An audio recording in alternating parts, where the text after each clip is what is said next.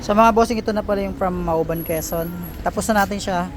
So for today is releasing natin sa may-ari. So ito na yung tsura niya mga boss. Yan. Pati yung makina malinis na rin.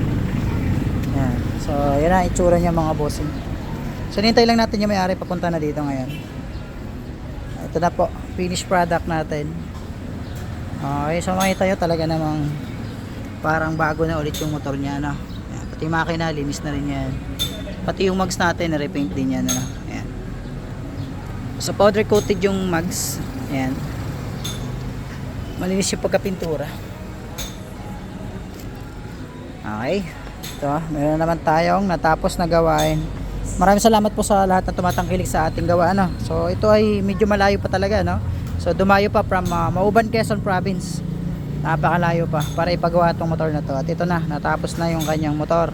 Maraming salamat sa iyo, boss.